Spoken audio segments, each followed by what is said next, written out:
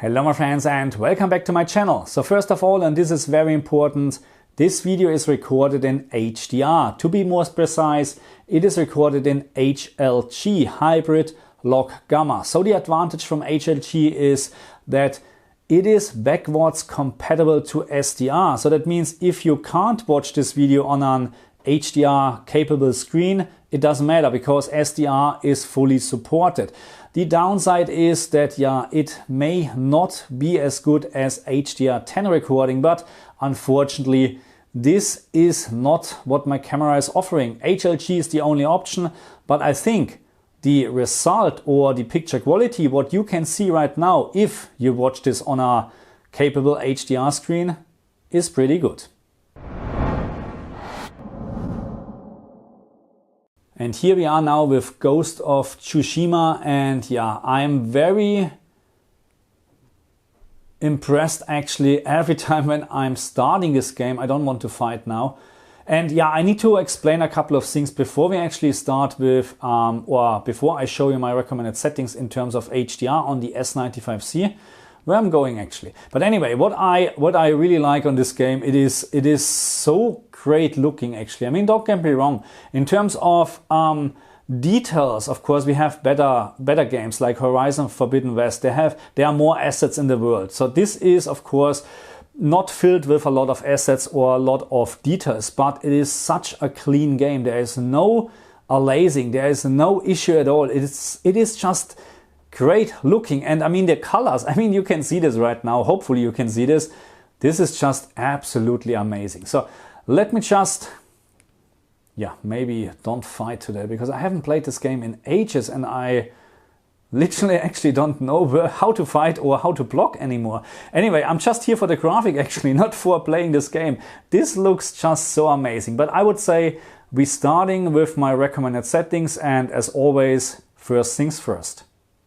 So we're starting with the most important thing. Ghost of Tsushima supports the HDR system level calibration on the PlayStation 5. And in a second I will also share my recommended picture settings for the S95C, because it is very important that you set up your HDR in the correct way, because otherwise you end up maybe with a terrible experience. But I have done this on my S95C, and again I'm sharing this in a second. But what I found is I can count actually 18 steps on the first page, also 18 steps on the second one. And as always, make sure that the last page is completely set to 0. So let's start with my recommended picture settings, which I just copy and pasted actually from Classy Tech Calibrations, because he calibrated a lot of the S95C so far and he knows actually what he's talking about. So in terms of the most important settings, let's just quickly jump here. So make sure actually this intelligent mode settings is turned off. Also that brightness optimization is turned off. And also very important, what I have done is I turned off pixel shift and I made sure the adjust logo brightness is also turned off.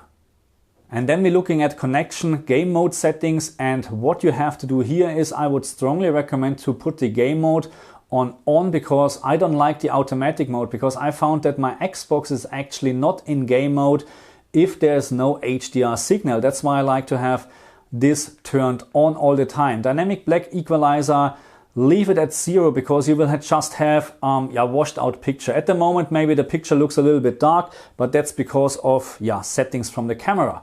Anyway, when we moving on here, game picture expert is the most important setting, and make sure HDR10 plus gaming is turned off, and turn off game HDR to basic.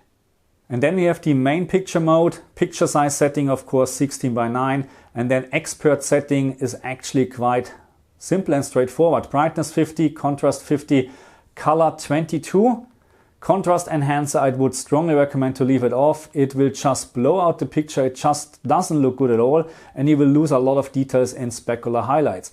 This one is very important here. HDR tone mapping, I would recommend to leave it on static. But if you like to have a little bit of a brighter picture, so this is nothing else than dynamic tone mapping on and off. But we need to keep in mind that even with static setting, the S95C is tone mapping all the time. Not as bad, I would say, as the S95B or the LG TVs with dynamic tone mapping turned on, but it is still tone mapping.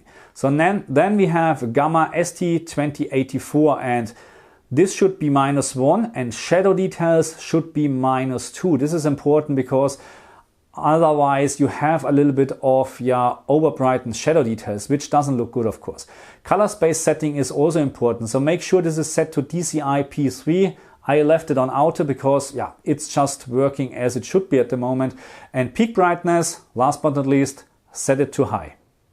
And if you followed my instructions, then you get this picture on the S95C, and I can just say, wow, I'm so impressed. I'm very impressed, and I'm just experiencing actually at the moment with different games, because this is like playing new games, to be very honest. It's so powerful, it's so bright actually, and don't get me wrong, it's not oversaturated. I mean, there are a lot of comments actually that are saying that the S95C has cartoonish, overbrightened colors.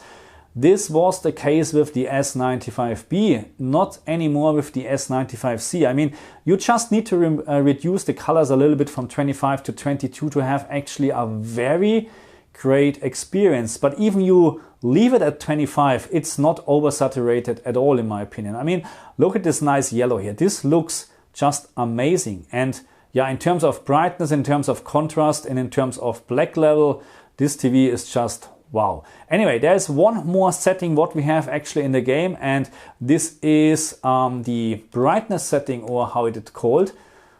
The brightness setting, yes. So usually the default setting is 50, but I found it is a little bit too less, in my opinion. So what I found is increasing this by one step to 60, or in the maximum 70 is actually better, in my opinion, even on the S95C. So I found on the LG ZX back then, or the G2, I really needed to increase it to 70 to have actually the impression that the picture is bright, because right now we're talking about a very bright day, but without changing this to at least 60, it doesn't appear as it should be, in my opinion. But anyway, this is something what is absolutely up to you. You can increase this by 1 or 2 clicks. It really doesn't matter, because you will not have any raised blacks or whatever. And by the way, in terms of black level race, this game is really on a great level. I mean, the whole HDR experience in this game is just amazing. Okay, my friends, so that's it for this very quick video, and I hope... Oh, oops, who is there? No, I don't want to fight, really. I have no idea how to fight, and I don't want to die here as well. Anyway, I hope you had fun. I hope my recommended settings. So how was blocking actually here? I can't remember. Can I focus on one? I like to focus on you. Can I do this? I haven't played this game in ages, really. Oh, I can't block this. I know this. I remember this. Anyway, so just put in the comment section, first of all, what you think about the video quality, and then what you think about my recommended settings for this game, because I'm looking forward, of course, to improve my quality and my picture quality and my recommended settings, of course. And I'm going to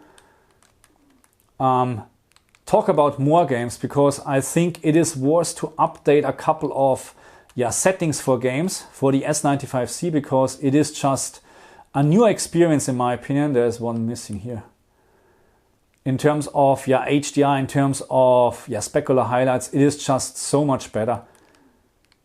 It is a new experience, really. And what I really like, and I mentioned this a couple of times in my other videos, the panel uniformity on the S95C. And I'm very sure it's not really possible to show, but when you strafe like this, there is literally no problem at all. You have a little bit of bending from the game, but very, very minor. Even compared to my LG ZX and the G2, there is more bending on the LG OLED TVs. But in terms of panel uniformity, there is no pink tint, there is no dirty screen, there is literally nothing. All what you have actually is this great picture, and to be honest, it just looks amazing.